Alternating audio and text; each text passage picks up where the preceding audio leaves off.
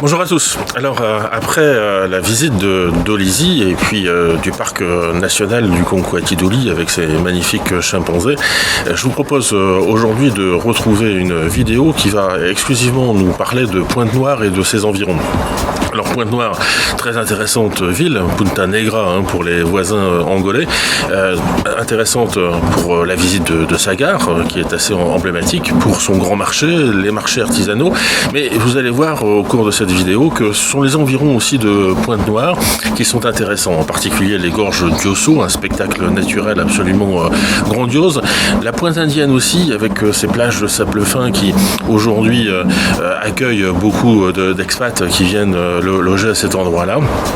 Et un tout petit peu plus loin, le glacier de sel de Makola, un héritage industriel, mais une transformation géologique absolument incroyable, qui mérite véritablement le détour.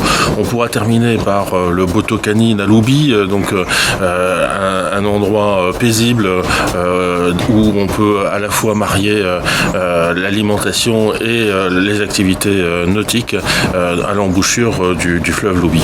Tout ça en vidéo maintenant. Partons donc à la découverte de Pointe-Noire et commençons par ce lieu emblématique, sa gare, véritable joyau architectural des années 30. Inspirée de celle de Deauville et dessinée par Philippot, elle déploie encore aujourd'hui sa belle façade bicolore. Nous gagnons ensuite le grand marché au rond-point de Lumumba qui s'étire sur 7 rues nommées d'après les jours de la semaine. Les halles voûtées, érigées dans les années 50, mêlent béton brut et ossature métallique, pensées pour maximiser l'aération sous ces latitudes humides.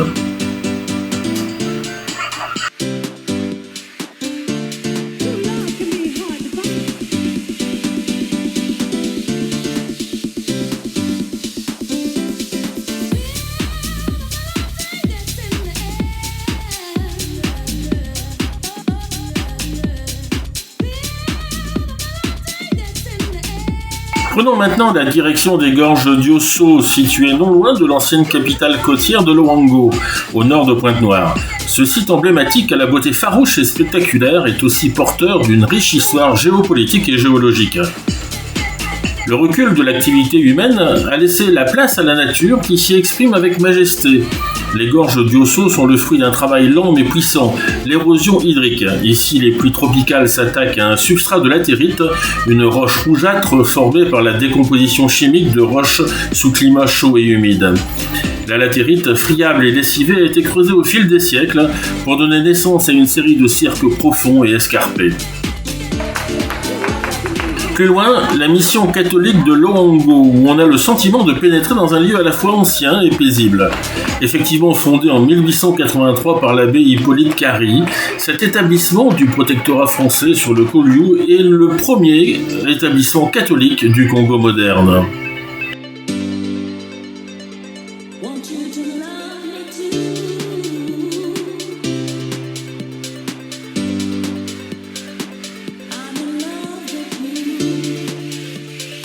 Un peu plus loin, la Pointe Indienne, une nature intacte et en même temps mémoire du temps.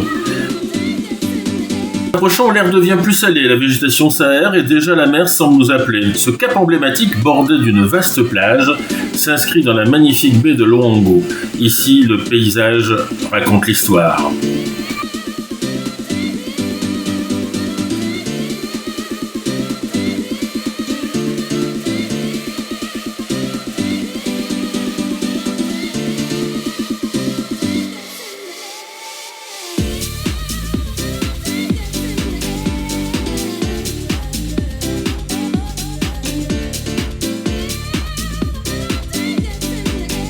Mais autour de Pointe-Noire, ce qui nous impressionne le plus, c'est certainement la mer de sel de Makola. Une plaine aride se dévoile sous nos yeux, striée de ruisseaux rouilles. Ce ruissellement ferrugineux colore la terre en teinte de cuivre et de sang séché. Puis comme un mirage, une vaste étendue blanche et craquelée surgit à l'horizon. À première vue, on croirait une banquise échouée en pleine savane ou une mer figée sous la chaleur. Mais c'est bel et bien du sel que nous avons devant nous. Le sol crisse sous nos pas, formé d'une croûte saline épaisse et scintillante, fragile comme du sucre sous les chaussures. Ce paysage minéral étrange et fascinant est le fruit d'une histoire presque oubliée. Dans les années 60, Makola fut le théâtre d'une aventure industrielle prometteuse. La Compagnie des Potasses du Congo, née d'une collaboration franco-congolaise, y avait découvert un gisement riche et étendu de potasse, ce sel de potassium utilisé dans les engrais. Mais en 77, tout s'arrête. Une poche d'eau souterraine se rompt brutalement, inondant les galeries et rendant l'exploitation impossible. La nature reprend alors ses droits. L'eau, en dissolvant la potasse, remonte lentement en surface par capillarité.